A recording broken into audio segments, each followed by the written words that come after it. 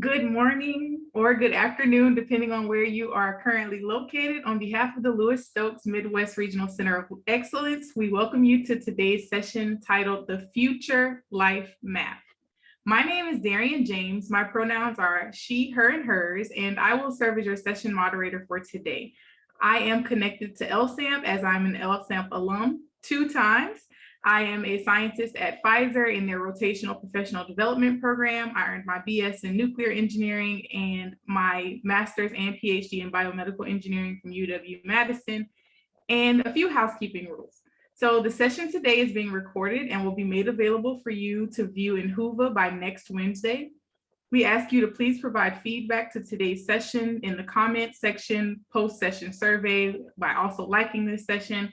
And we also strongly encourage you to complete the survey, and I'll add the link at the end of the session today. This session, we would like you to engage however you wish to, so whether that's by raising your hand so that we can take you off mute, or using the Whova discussion board, or feel free to use the chat. Lastly, this session is scheduled to take about 45 minutes, so it's imperative that we stay within that time frame. If we run out of time for Q&A at the end of the session, we encourage you to use that discussion board. And so without further ado, I will turn the session over to Dr. Nathan Alves and Dr. Ann Whitehead. Thank you for that very nice introduction. And as indicated, feel free to engage in the chat or just unmute and talk as well. Typically, this session is something that I've given many times, more commonly in person, but sometimes over Zoom. It's typically an hour each session, 2 sessions separated by a week. So this is going to be a bit modified. I'm going to give you a flavor for what the life map process is, and hopefully you can try this on your own. If there's no time for questions or if we run long, feel free to reach out to either me or Dr. Whitehead. Our emails are on the screen right there. We're also both in the app. Our emails will come back at the end as well. And so I want to start off by giving you a little bit of an idea of who I am. So I'm father of 2, spouse to a physician. I'm an engineer and a scientist. I have a bachelor's and master's degree in biomedical engineering from University of Rochester.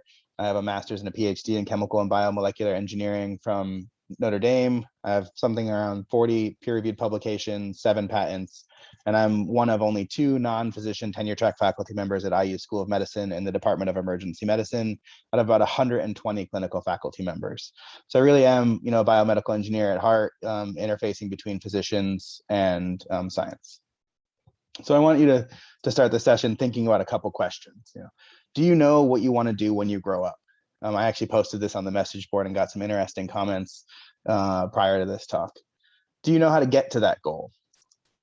What will life be like once you achieve your goal? I think it's common for people to think about where they want to get, but they're not really thinking about what life would be like there. And then, do you know if you're on the right path now? Sorry, my screen's a little bleached out in the back from the camera. And the main point here is what is the why? And more importantly, what is your why? And this process helps you determine, what your motivation is and what the why is. So if I said I would give each of you a $100 gift card to a restaurant of your choosing for free, would you accept it? And people can either, chime in, or they can use the chat function and just say yes or no. I want you to kind of think about this for a moment. I think we have 21 people now. Typically in Zoom, you can do polls, but I know the Whova app makes that a little bit more complicated, so we avoided that. But think about whether you'd accept that or not. And how would you feel? How do you feel? Let's say you accepted it. Do you feel good? I would imagine you'd feel very good. You came onto a random session, you got a $100 gift card to a restaurant. You're probably thinking about what restaurant you'd want to go to, maybe who you'd take to it, or how many times you'd go by yourself because you want to just hoard all the money yourself. For the people that said no, they're probably thinking, well, oh crap, like I just lost $100. I said no. I don't really know enough about it though, so who knows what's going to happen. So I want to bring in option 2. So a free all-inclusive trip to Disney World for 4 nights, including airfare and park tickets. Now you're probably wondering, like, wait a second, he didn't say that was option 1. He just said he was going to provide this gift card if you accepted it or not. Well, here, the fine print is if you accepted option 1, it makes you ineligible to select option 2, and it's too late to reconsider your decision on option 1. So now you probably don't feel so good, right? If you selected option 1, you're thinking, wow, I just missed an entire trip to Disney World to take my whole family or a whole bunch of friends. Obviously, the value of Disney is more than $100 a restaurant card. So what do I say if I gave you a second chance? I say now you can go back knowing what option 1 and 2 are, and you can pick what you want.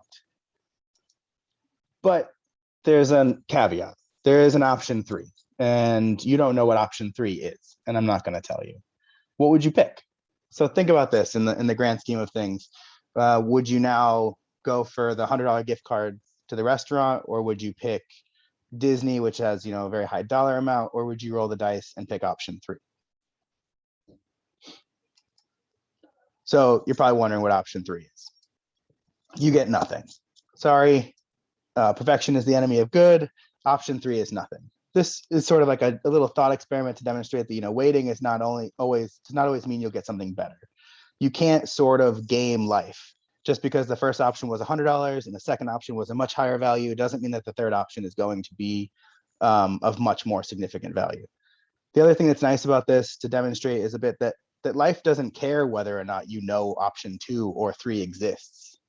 Life will often give you option 1 and you have to pick it. And so the whole point of this life map is to guide you into determining what other options there are that exist. It's an educational tool to help you figure out what decision you want to make, whether it's 1, 2, 3. And in life, obviously, there's hundreds, thousands, millions of decision points. So the whole goal here is to limit your uninformed decision-making in life. Dangerous cliff, keep off. You want to make sure that you don't accidentally go over a cliff because you're unaware of options that exist.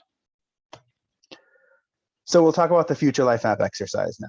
And typically this session is in person and we go back and forth with those questions, but I think this still demonstrates a bit about what the point of this is. So the goal of life map is to create a detailed map of your opportunities starting from where you currently sit. It's critical here, we're talking about opportunities.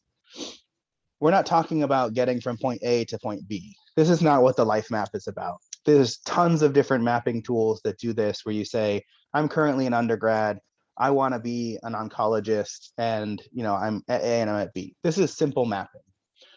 Life map is more about something like this. You're a hiker looking at Everest, and you're trying to figure out how you're going to get to the top of Everest. And there's lots of different ways to potentially do this. This is a much more complicated, much more long process. There's danger, there's good and bad ideas and options, and you can seek advice on the way. So this is sort of where the life mapping tool comes into play.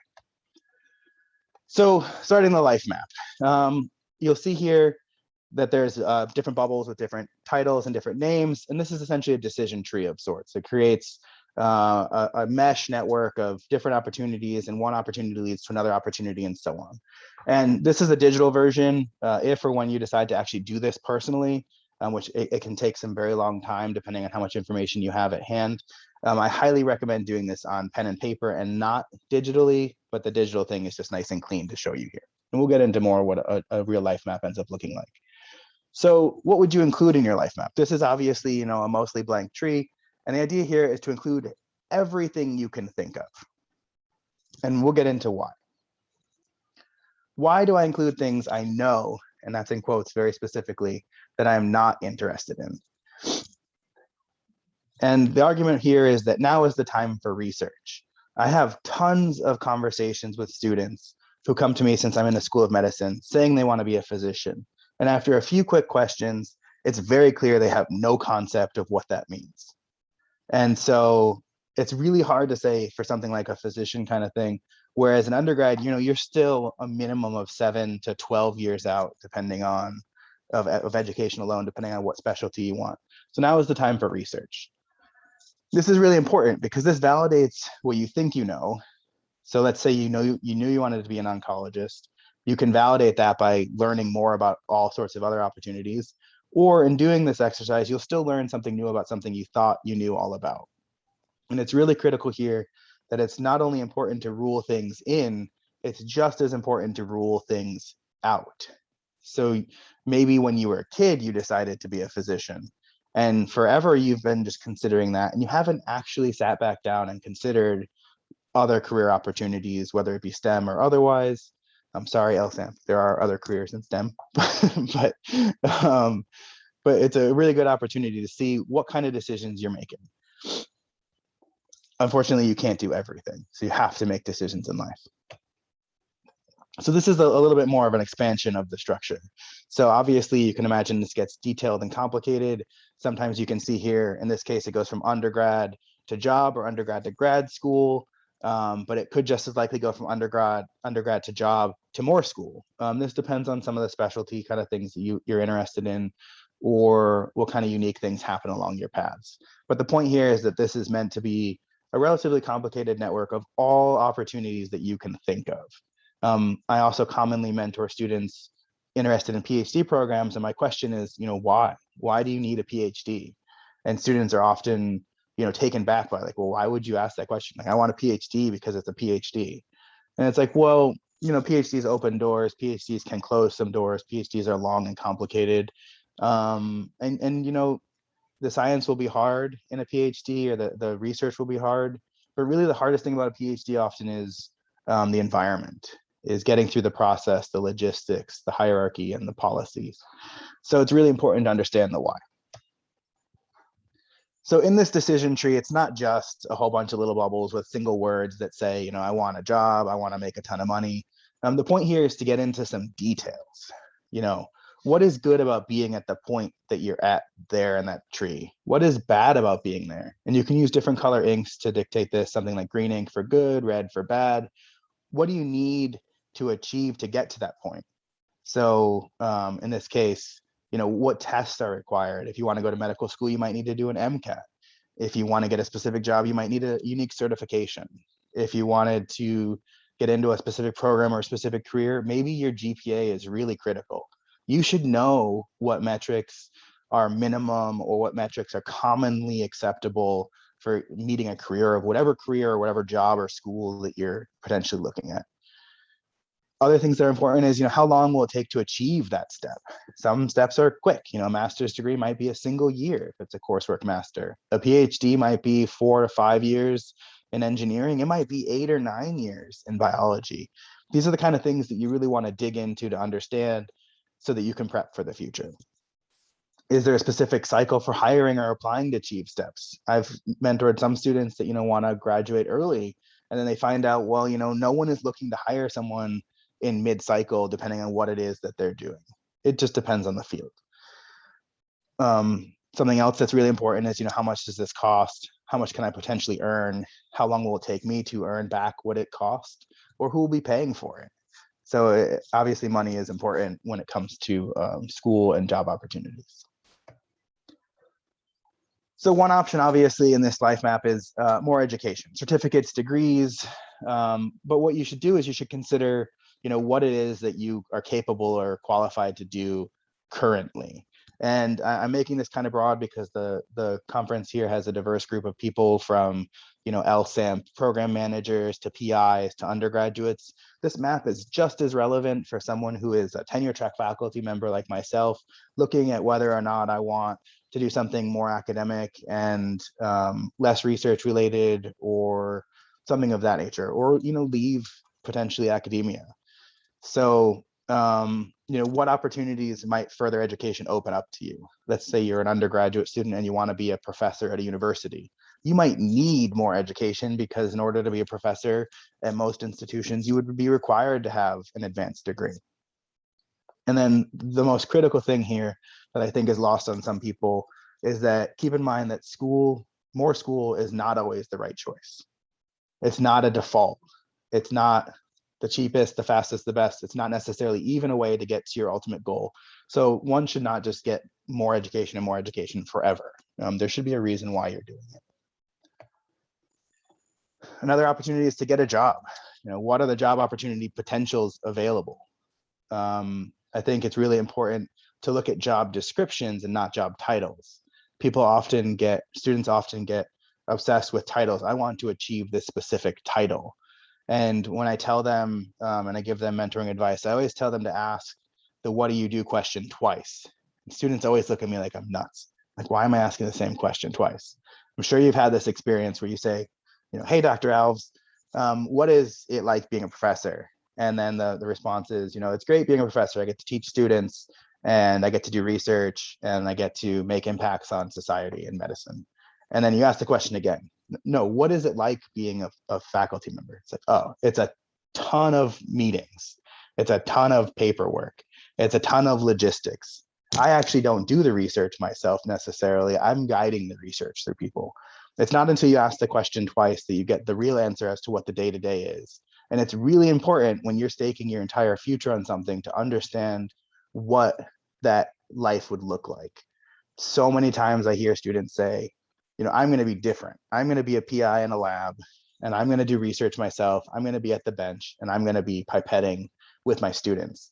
And some people do for a little while. And then they realize really quickly that, there's a reason why that isn't the standard norm in academia. So it's really important to understand what that future job actually looks like. Obviously, I'm biased in this because I have the most experience with academia, so I'm showing you and giving you examples of academia, but this is the same for anything. And then you should consider, what's the benefit of immediate employment? Sometimes you might not get the right job right away, and we'll talk a little bit more about that in a minute. So something else to consider is keeping in mind job competitiveness and future job prospects. It's really hard to project into the future how reliably you'll be able to get a job in a specific career field. The longer the training is, the harder it is to identify that. Obviously, there are some fields that are being impacted by things like artificial intelligence and machine learning, but most of these jobs that people say will completely disappear probably won't. With that said, if you're going into a field and they're like, there's 10 people in the world that do this, there's currently 10 people that are employed doing it, and there's 1,000 people waiting to do it, maybe that's not the best field to be in. Or maybe you can do something that's slightly different, that still achieves your goals, but doesn't go down that exact path. And then at this job metric on your life map at various points of job, because there might be job progression. It might be, I'm hired on as a technician 1, and then a supervisor 1, and then a senior supervisor, or things like that. You might consider, is this your dream job, or is this just a step on the way? And with that comes the question of, like, what even is your dream job? What is your dream lifestyle? I really like this picture on the bottom showing a whole bunch of kids thinking about what they want to do in the future. You're not a kid anymore, right? And it's important to reevaluate perhaps some of the decisions that maybe you made a long time ago with not enough information. I think it's really important to understand why and what you're doing and reevaluate that regularly. One other thing I want to add in here, and this makes administrators and people that I give guest lectures for a little nervous, is I always say, at the end, I normally ask students what they're going to include in their life map to brainstorm. It's always nice to have students talk amongst themselves and brainstorm ideas, because everyone's going to have a different life map. And no one ever says this, but I always say, you better add a bubble that says dropout, right? There has to be a field, an option that says, dropout. Because when you assess the good and the bad around that, it can motivate you to be even more successful in the things that you want to do. I also joke that, drop out, some people have the family business and they're heir to millions. Maybe the best route for you is actually going in the family business rather than, avoiding your parents and fighting the man and going somewhere else or something like that. So I think it's really important to consider all of your options. The other thing that kind of metric or that kind of bubble makes students think about is then they consider things that they would do if they were unemployed. And it creates a really interesting network of things. So some students say, like, I'd get a pilot's license. They didn't want to be a pilot, but you start to see that they have other interests. I'd garden, I would do these other things. I would volunteer. People talk about, going to do Teach for America or things like that for some reason didn't come into their regular plan of hierarchy of job and academia. But for some reason, when you start to consider what you do if you dropped out right now, it started to. So it helps people, understand a little bit about what motivates them.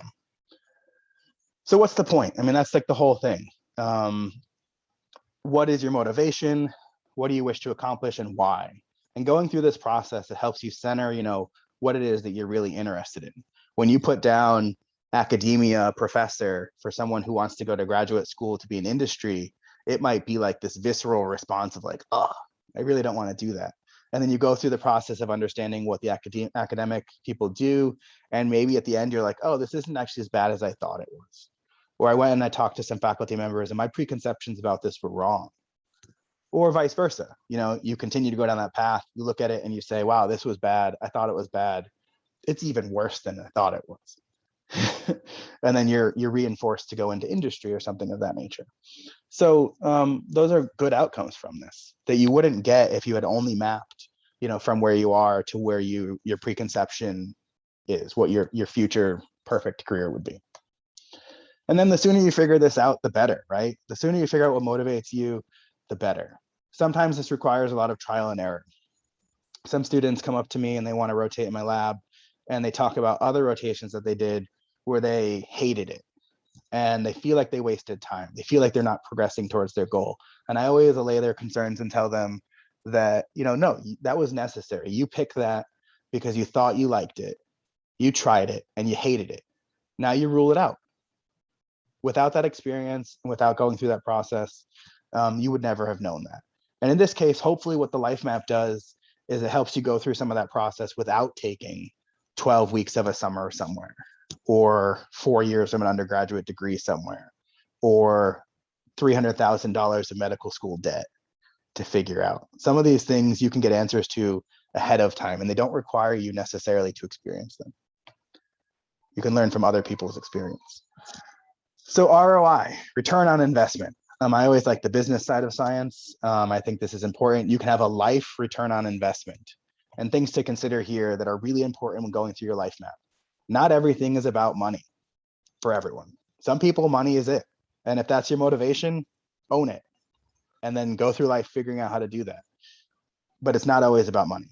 Not everything is quantifiable, says an engineer with 4 engineering degrees.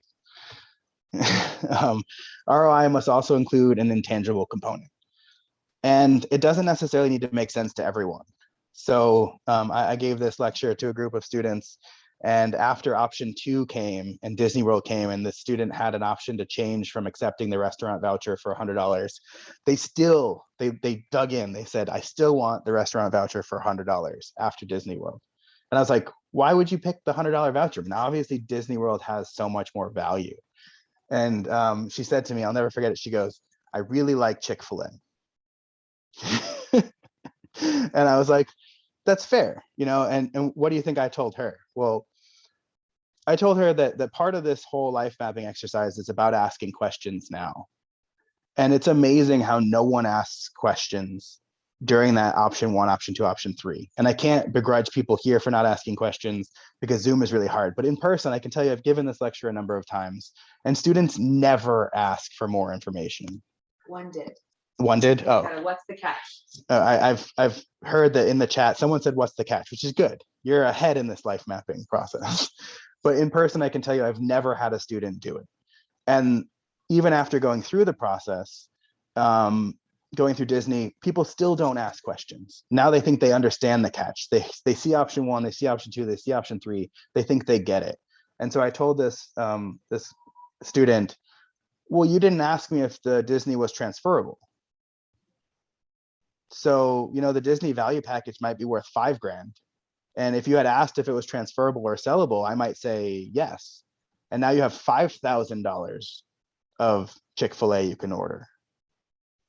And so even when you think you understand what's happening, you think you've figured out what's going on, still ask questions. And it's unfortunate because I feel like school often beats questions out of people, right? Students don't want to be that student that is, raising their hand at the end of their 45-minute physics lecture with a good question, because then they're that student that keeps the other kids from leaving. Or people think that's a stupid question. So make sure you're asking questions. It's really important. This is your life. Make sure you're getting the answers you think you need. So now how do you decide, right? I mean, like you put down all these things on this life map. You have a huge amount of options. You've considered things that you had never considered before. You've reconsidered things that you thought you considered fully. And you've obviously added in the thing that you currently think is the most important to you. How do you pick? I mean, this is life, right? You got to pick something. So job, school, or what? And it's important, most decisions lead to more decisions. That's why this is a web, right? And different routes can lead to the same destination. One doesn't need to decide to do Teach for America or not. Maybe one can do Teach for America and continue on their same exact life path, just delaying it a year or something like that. I have no affiliation with Teach for America, by the way. It just is the first thing that comes to mind when I consider a long-term volunteering kind of thing. And then also, not all roads are easily passable. None of this, though, should discourage one from going down a long road that is expensive. You just need to make sure that you're motivated and you understand what's motivating you so that you're successful on that path. So the life map, some people have said, like, oh, this is discouraging. But in reality, this shouldn't be discouraging. It's all information that you should know already. And if finding out that med school is expensive discourages you from doing it, it means that you haven't done enough information searching about what happens after medical school, what kind of salaries you'd get, what kind of physician repayment things you have, or what kind of job opportunity and salaries you can expect. So this is really important to understand these kind of things. And then one of the awesome things about the life map is that it's a good metric, or it's a good tool for preparing for the unknown. So some things can't be anticipated, but knowing all of your options that are available currently really helps you quickly deal with unexpected problems. And the best example here is obviously the coronavirus, right? I had a number of students that one of which got an international REU experience in France canceled because of it. And having gone through the life mapping process, she immediately was able to assess other tools or other things she can do to fill the time to continue to achieve her goals. Once you have a map, it's important to not be blind to other new paths you encounter on your journey. One thing that happens over time, especially when you're mapping something like this, because we're talking about mapping, 10 or 20 years out potentially. One thing that happens is that sometimes you got your map, you're happy, you figured it all out, and you're completely oblivious to new career opportunities that have emerged since you did the life map. So this is important to, be aware just because you're on a path that you're not blind to other opportunities. And then decisions don't happen in a vacuum. Not everything is about education, careers, or money. It's not all about you either. We can add that to this list potentially. Sometimes you need to consider family in whatever form that is to you. Friends, spouses, kids, parents, grandparents. And it's important, and you can't actually fit this into your life map as well. I typically engage students and tell them to do their own personal career, job, future prospects, and then also to overlay on top of that their family and friends and their personal life kind of on it as well. Once you're done with the life map, you should have a comprehensive decision tree that's pretty broad across many different fields, many different opportunities, and it should help you to itemize or identify specific paths that are of primary interest. And then once you do this, you can look at all your paths, right? You have to pick something. Unfortunately, you can't do everything. I've tried, it's not possible. So it's important to make sure you're picking the right things. So what does your life map look like? This is an example of what a life map really looks like. This isn't with all the same color-coded pens, but the point here is that it can get messy.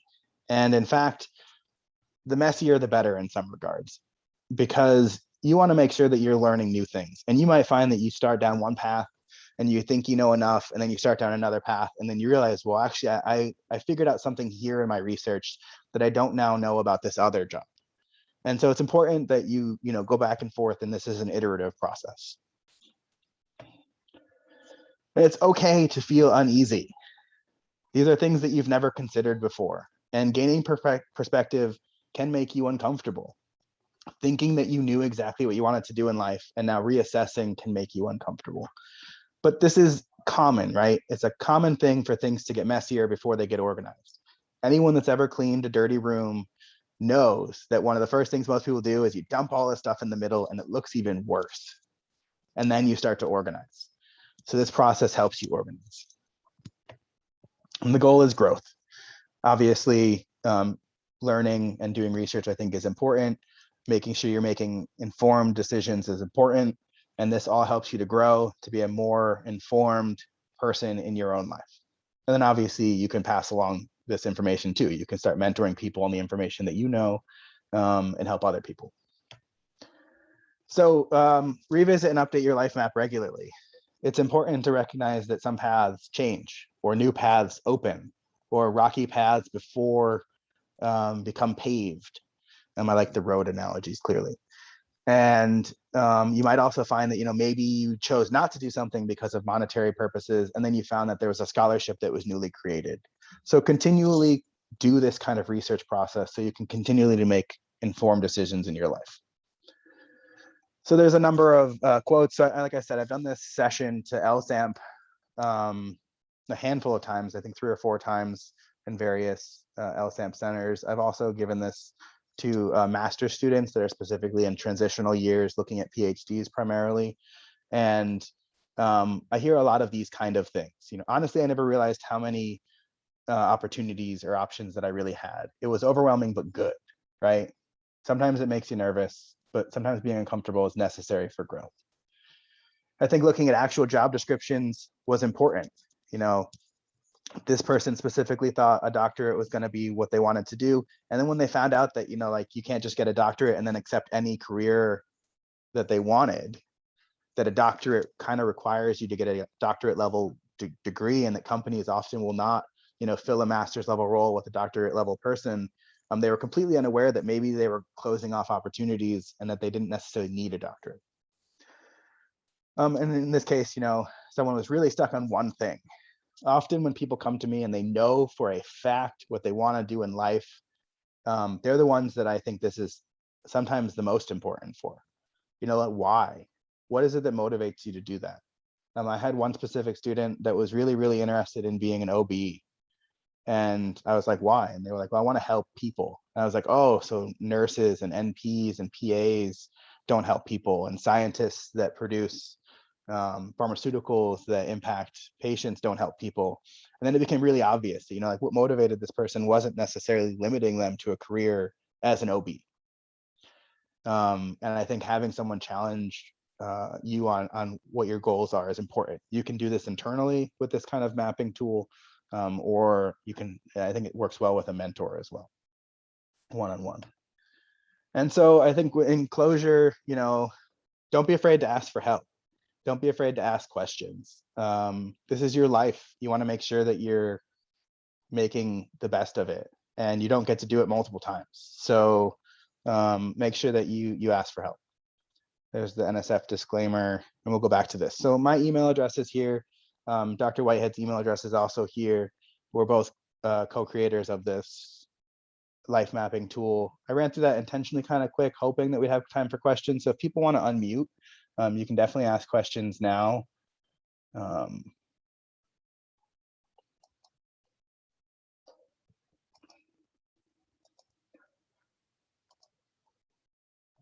While people are thinking of questions or getting up the nerve to unmute. One thing that's nice about this too is that it works for individual decisions. So for example, you're going to go buy a new car. If you wanted to map out the specific decision, you can do it with the same exact process. Do I actually want a new car? What's the benefits and drawbacks of a new car versus a used car? What about if I wanted an SUV versus electric car versus a plug-in hybrid? And you might find that sometimes your preconception about something being awesome, when you put it on paper, you see a lot of red, and you're like, oh man, this actually isn't as awesome as I thought it was. Is there a chat question? Oh. So I don't see any questions, but I can start off with asking, break the ice a bit and ask a question. Sure. Would you recommend keeping all iterations of future life maps just to go back to look at those, or would you say throw those away since those not be the same anymore? What are your thoughts on that? I think some of this is, like the past is in the past, but also sometimes people start to swerve back to preconceptions, right? They thought that they really liked something. For 20 years, they said they really liked it because at the age of 5, they picked up a stethoscope. And so sometimes it's good to go back and see like, well, what was it that actually steered me away from this? And I recommend like a poster board. Sometimes I see people take like a 8.5 by 11 piece of paper and they're writing like these tiny little words.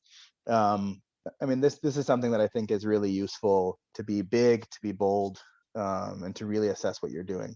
Once you do it once in completion, future iterations don't necessarily need to be as detailed in certain aspects of it, because you've done it and you know it.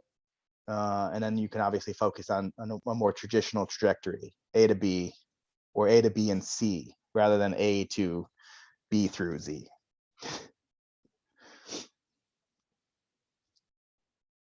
This process, like I said, normally there's about an hour of initial lecture, then there's a week gap, which allows the students to do the whole process.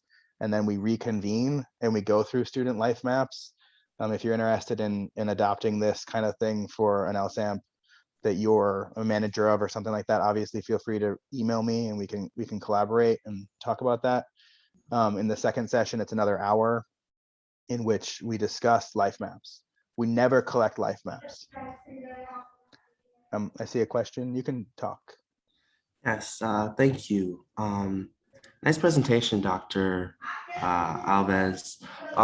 So I kind of have two questions. One, when did you get started making life maps? And then two, when thinking about making a life map, so I'm a first year PhD student, and so this is should be very applicable to my life and how I think about my future. And so I use kind of mind maps when I'm going through writing a proposal or getting started on some research. And so with the mind map, you have your central idea, and then from that is branching maybe 3 different ideas. And it's not so linear in the mind map, right? It's kind of like a branching of different paths. And so I guess my second question is, like, should I be thinking about making my line map linear, or should it be like a kind of, I don't know what kind of pattern I'm thinking of, or what kind of imagery I'm thinking of, but Yeah, kind I of think, central message and then. Yeah, for research, it can be difficult to make things really particularly linear when you're trying to identify what you're going to be moving into. So an adoption into the mind map from the life map perspective might be including these benefits, drawbacks, and mechanisms for getting there. For research, how much will it cost? How much time will it take? Do I have the necessary reagents and support? Is there funding for it? Is there someone that can take over the project after I'm done if it's a long-term project, or things that perhaps would come in from the life map mentality that may not be present in the mind map. As far as when I started doing this myself, this actually has been born out of me kind of doing this throughout my life. But the first iteration that I can say that I can find in my own life, which I rediscovered recently, was when I was in graduate school, and I was determining whether or not I wanted to leave graduate school to start a company.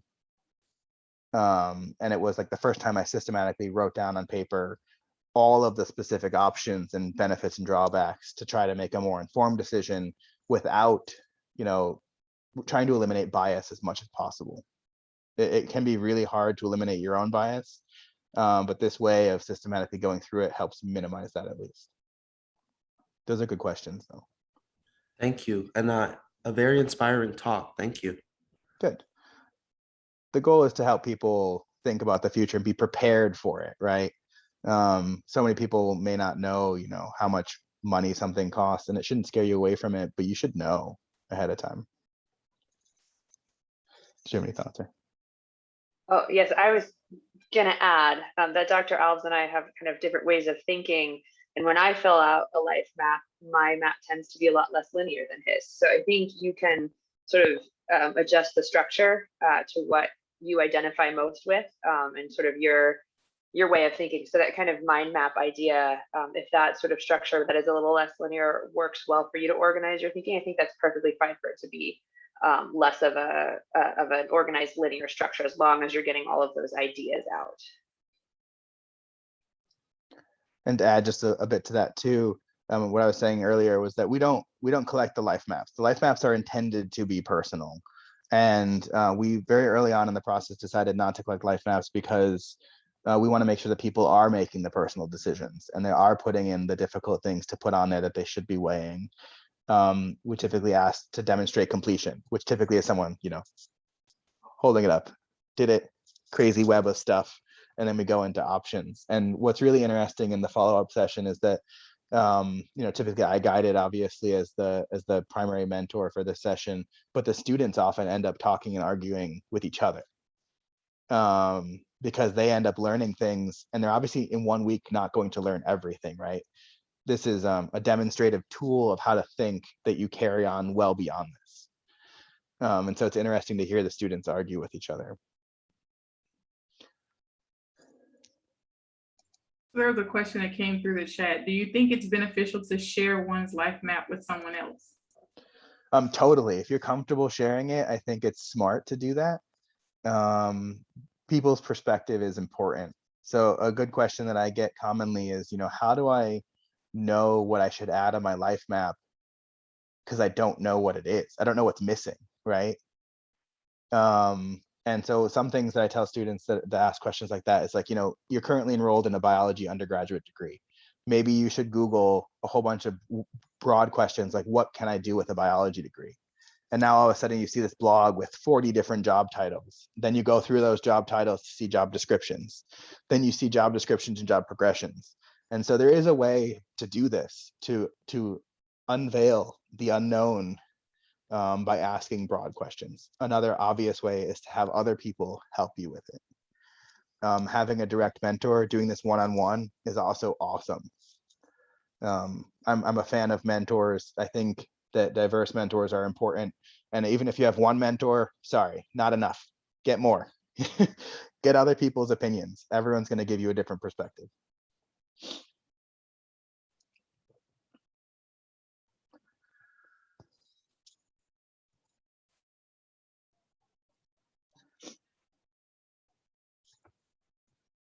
Any other questions or thoughts? And like I said, if people are interested in this kind of process or trying to do this at their own institution, obviously let me know. We can talk about how to do that.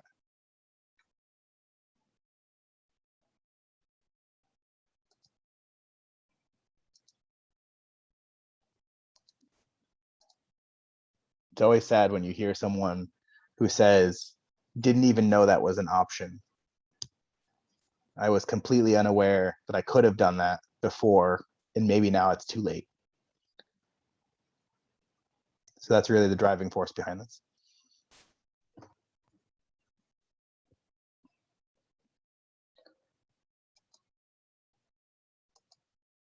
Any other final questions?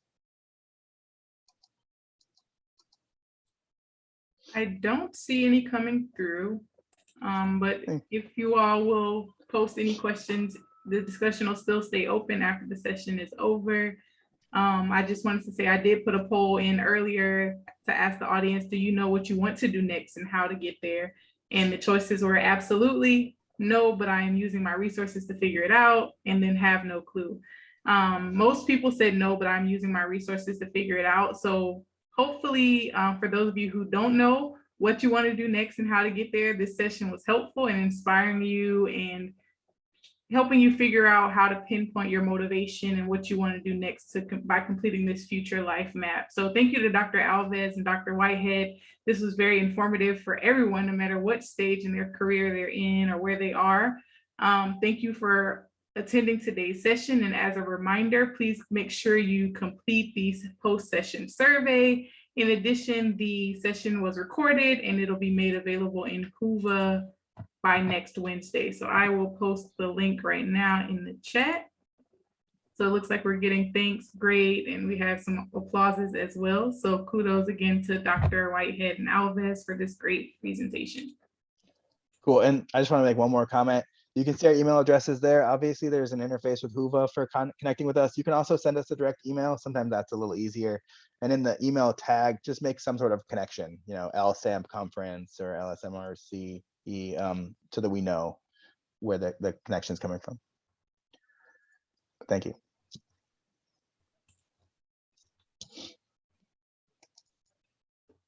And thank you, Darian, for moderating. It was a pleasure. Thank you so much. This was helpful for me as well. Good. Thanks. All right.